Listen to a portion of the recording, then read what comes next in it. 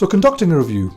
The general approach to conducting a review is first of all to read the article for content. Read it through.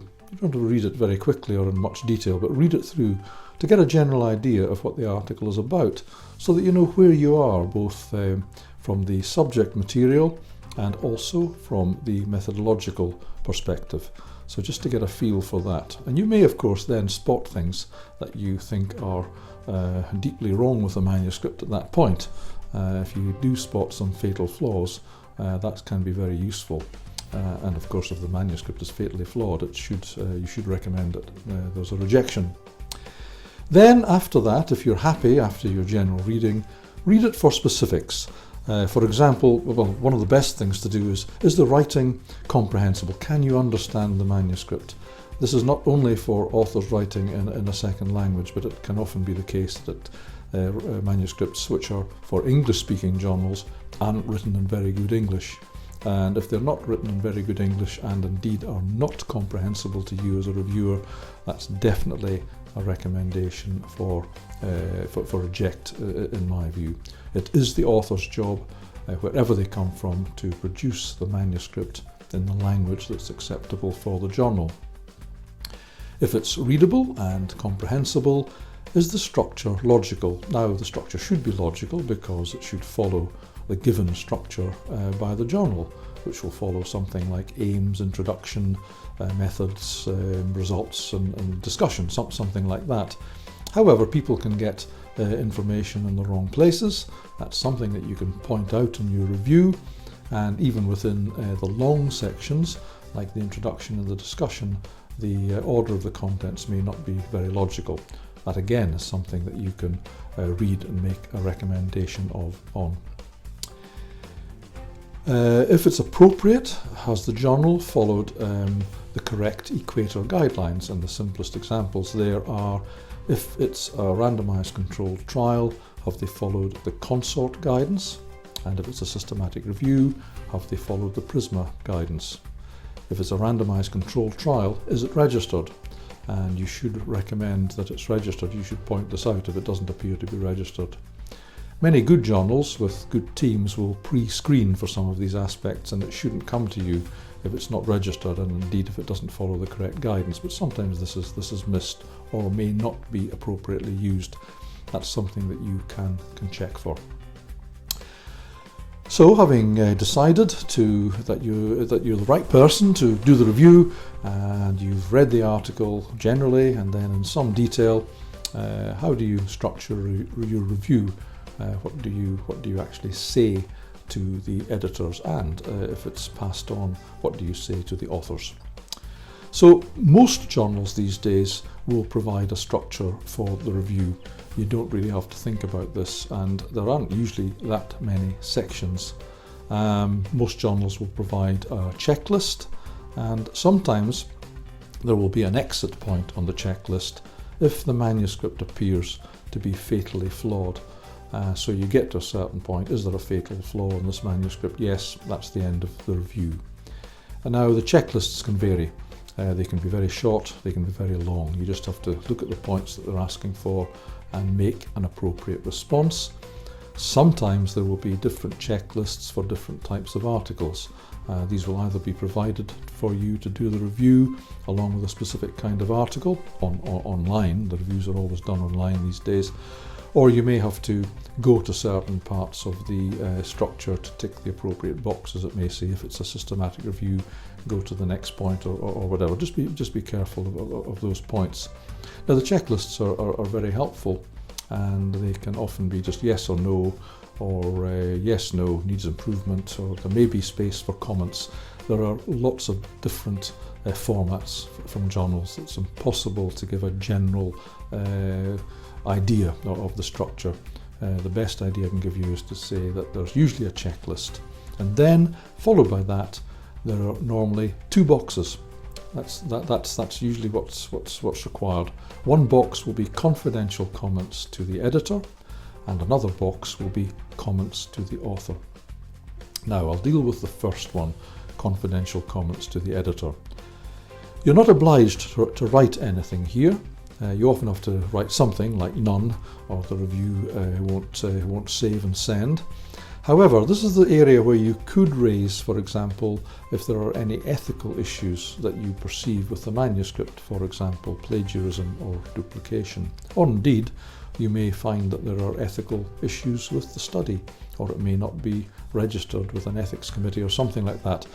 So don't make accusations of plagiarism or duplication in the main review, or to the authors. Raise these confidentially with the editor.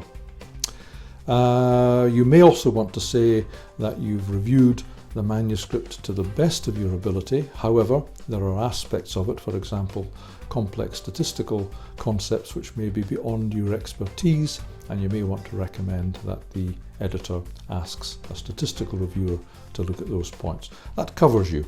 That covers you from being perhaps accused or somebody thinking that you've reviewed beyond your expertise. You must never do that.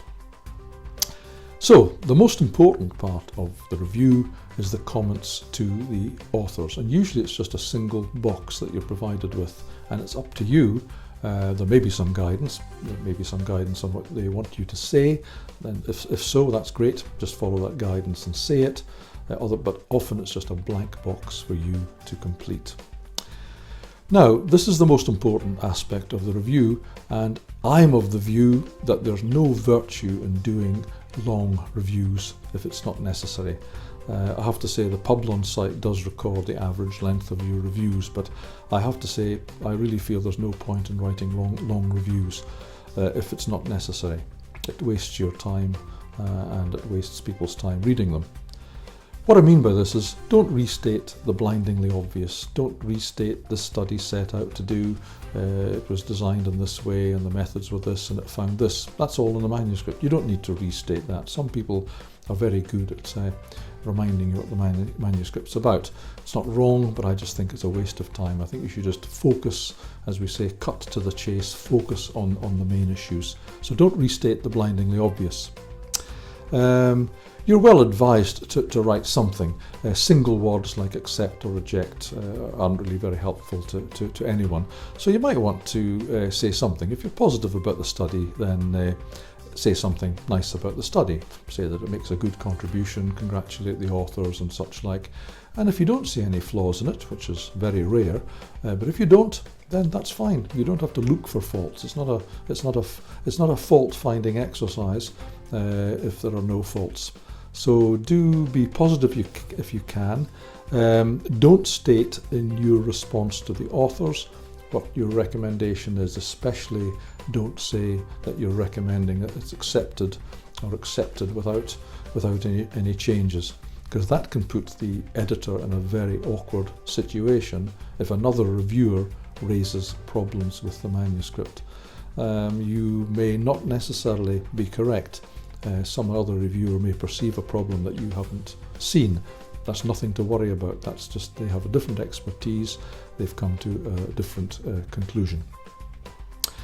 So if you have got comments to make about the article, and that's usually the case, you may have 1, 2, 3 or even 10 points to make, do make them all.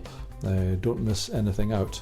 And the best way to make points back to an author, and it helps the editors and the author, is to structure it and make the points separately. And I strongly recommend that you do the points that you're trying to raise in the order in which they appear in the manuscript. That's a simple and logical way to do it.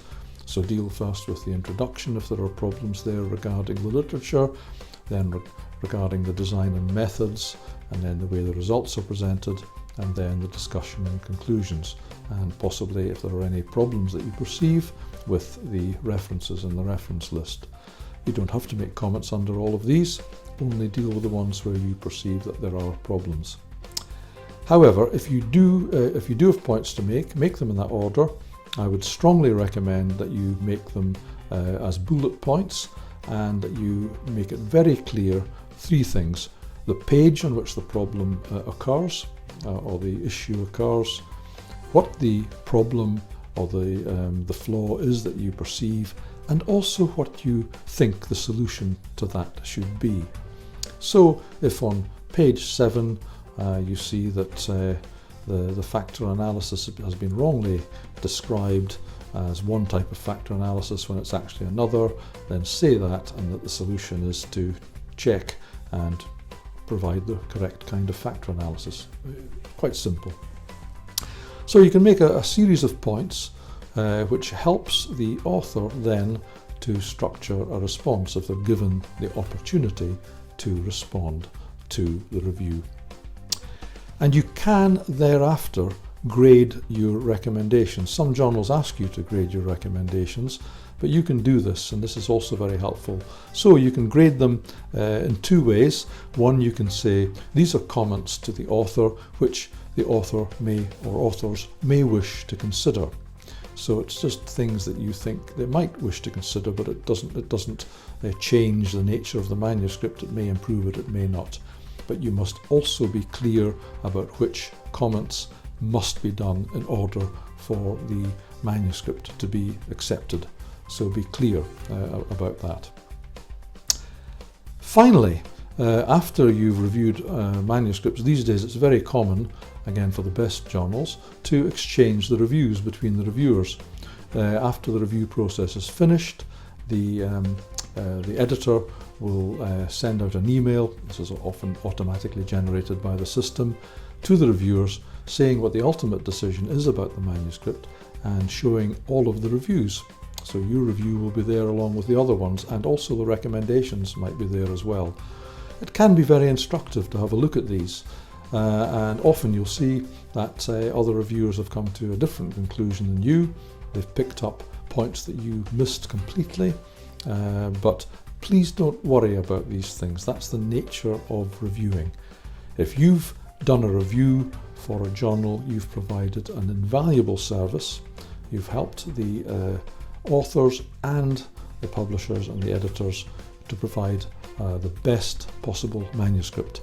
So please be constructive, try to be helpful, be proud of your reviewing activity, and be well aware that you're making an invaluable contribution to the academic publishing industry.